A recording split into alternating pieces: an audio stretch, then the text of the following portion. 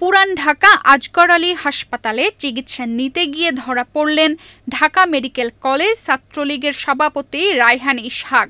শনিবার রাত 11:30টায় জগন্নাথ বিশ্ববিদ্যালয় ও কবি নজরুল কলেজ ছাত্রদলের নেতাকর্মীরা তাকে আটক করে গ্যান্ডারিয়া থানা পুলিশের কাছে হস্তান্তর করে।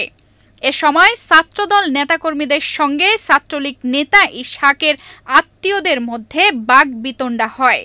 পরে পুলিশ এসে তাকে হেফাজতে নেয়। তবে শারীরিকভাবে অসুস্থ থাকায় রায়হান ইসহাককে হাসপাতালে চিকিৎসাধীন রাখা হয়েছে। সেখান থেকেই তাকে আদালতে নেওয়া হবে বলে জানিয়েছে পুলিশ। এনসিপির নাহিদের এনসিপির যে আহ্বায়ক, সেই নাহিদের পরিচয়, তার বন্ধু পরিচয় দিয়ে, এনসিপির পরিচয় দিয়ে নিষিদ্ধ সংগঠন ছাত্রলীগের রায়হানকে এখান থেকে ছাত্র সমাজ থেকে ছিনিয়ে নেওয়ার চেষ্টা করছিল। এই ঈদে জামা জুতো অ্যাকসেসরিজের ডিসকাউন্ট। ঢাকা মেডিকেল ছাত্রলীগের সাবেক সভাপতি রায়হান ইসহাক, সে হচ্ছে আজকে আজগর আলী হাসপাতালে আসছে।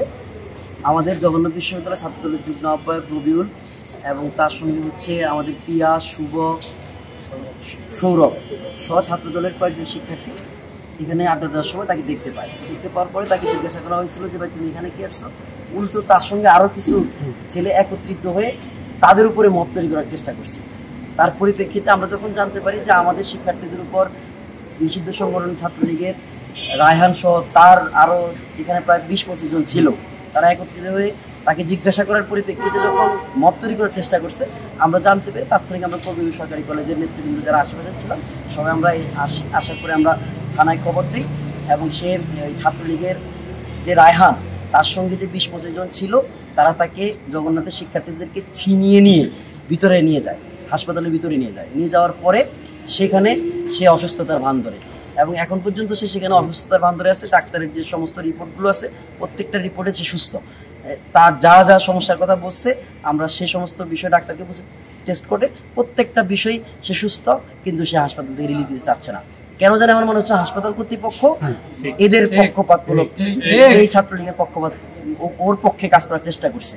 তো সেই পরিপ্রেক্ষিতে আমরা ওসি মহোদয়ের সঙ্গে কথা বলছি। আমরা বলছি যেহেতু সে অসুস্থ, আমরা তো অমানবিক হতে পারি না, যেহেতু অসুস্থ কথা বলছে আমরা বলছি সে হাসপাতালে থাকবে, এখানে ট্রিটমেন্ট নিবে, এখান থেকে সকালে তাকে কোর্টে প্রেরণ করা হবে।